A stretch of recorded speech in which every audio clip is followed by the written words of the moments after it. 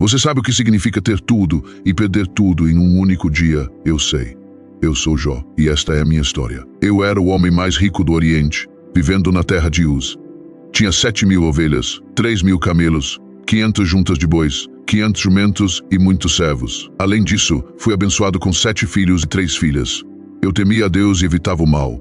Quando meus filhos realizavam festas em suas casas e convidavam suas irmãs para comer e beber, eu me certificava de que eles fossem purificados. Logo pela manhã, sacrificava uma oferta queimada para cada um, pensando que talvez meus filhos tivessem pecado e amaldiçoado a Deus em seus corações. Certo dia, enquanto meus filhos e filhas estavam festejando e bebendo vinho na casa do irmão mais velho, um mensageiro veio até mim e disse: os bois estavam arando e os jumentos estavam pastando por perto, quando os sabeus atacaram e os levaram, e mataram os servos.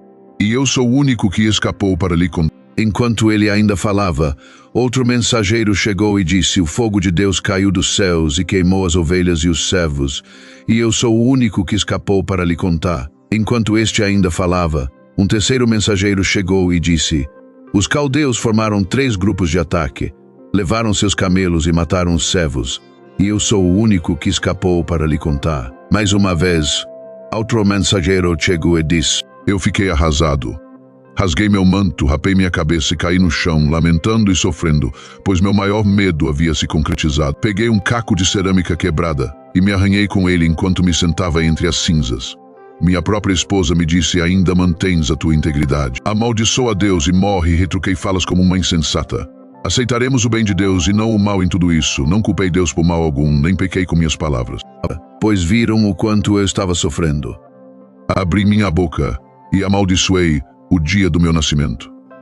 Exclamei que o dia do meu nascimento pereça, e a noite em que foi dito um menino foi concebido. Que aquele dia se torne em trevas, que Deus lá de cima não se importe com ele, que nele não brilhe a luz. Comecei a questionar tudo porque se dá vida aos infelizes, e vida aos amargurados de alma, aqueles que anseiam pela morte que não vem, que a procuram mais do que um tesouro escondido. É que se alegram e exultam quando encontram o túmulo. Porque se dá vida ao homem cujo caminho está escondido, a quem Deus cercou. A alma estava quebrada, meus dias foram encurtados, o túmulo me aguardava.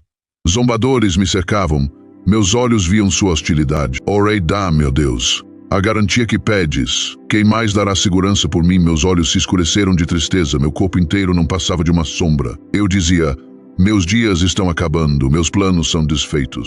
Deus me abençoasse novamente. Elifaz concluiu que minha dor deviase a algum pecado que eu havia cometido e recomendou que eu buscasse o favor de Deus. Bildad e Zofá concordaram que eu devia ter cometido alguma maldade para provocar a justiça de Deus e argumentaram que eu deveria tentar demonstrar mais inocência. No entanto, vocês me caluniam com mentiras. São todos médicos inúteis. Se ao menos ficassem completamente em silêncio, isso seria sabedoria para vocês. Ouçam agora minha argumentação. Prestem atenção aos meus lábios. Vocês falarão perversamente em nome de Deus. Falarão enganosamente por ele, mostrarão parcialidade para com ele, defenderão o caso de Deus. Isso seria bom para vocês se ele os examinasse. Poderiam enganá-lo como fazem com um mortal. Certamente ele os chamaria para prestar contas se mostrassem parcialidade secretamente. Não os aterrorizaria seu esplendor, não cairia sobre vocês o temor. Então me chama e eu responderei, ou deixa-me falar e tu responderás. Quantos pecados e iniquidades cometi? Eu estou pronto para confrontar Deus. Eu lhe perguntaria para mostrar-me minha ofensa e meu pecado. Deus, por que escondes teu rosto e me consideras teu inimigo? Prendes meus pés em grilhões, vigias todos os meus caminhos, colocando marcas nas solas dos meus pés. Meus lábios não dirão nada de mal, e minha língua não proferirá mentiras. Nunca admitirei que vocês estão certos até morrer. Não negarei minha integridade. Manterei minha inocência, e jamais abandonarei minha consciência. Não me repreenderá enquanto eu viver. Respondi ao Senhor: sou indigno, como posso responder-te? Ponho a mão sobre a minha boca. Falei uma vez, mas não tenho resposta. Sim, 2 vezes, mas não direi mais nada. Acaso você tem braço como o de Deus e pode trovejar com uma voz como a dele? Adorneze então de esplendor e glória, e vistase de honra e majestade. Dê vazão à sua ira, olhe para todo orgulhoso e humilhe-o. Olhe para todo orgulhoso e o abata. Esmaga os ímpios onde estiverem. Enterre-os juntos no pó, encubra-lhes os rostos na cova.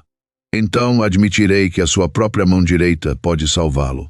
Então eu soube da minha ignorância e da magnitude do poder de Deus. Respondi: sei que podes fazer todas as coisas, nenhum dos teus planos pode ser frustrado. Tu perguntaste quem é esse que obscurece o meu conselho sem conhecimento, certo? É que falei de coisas que eu não entendia, coisas tão maravilhosas que eu não poderia saber. Ouve agora, e eu falarei, eu te questionarei, e tu me responderás. Meus ouvidos já tinham ouvido a teu respeito, mas agora os meus olhos te viram. Por isso eu menosprezo a mim mesmo e me arrependo no pó e na cinza. De prata e um anel de ouro. O Senhor abençoou a última parte da minha vida mais do que a primeira. Tive 14.000 ovelhas, 6.000 camelos. Abençoado com mais 7 filhos e 3 filhas. Chamei a primeira filha de Gemima, a segunda de Quesia e a terceira de Querinhapuque. Em toda aquela terra não se encontravam mulheres tão bonitas quanto as minhas filhas. E meu pai lhes deu herança junto com seus irmãos. Depois disso vivi 140 anos, vi meus filhos e os descendentes deles até a 4ª geração.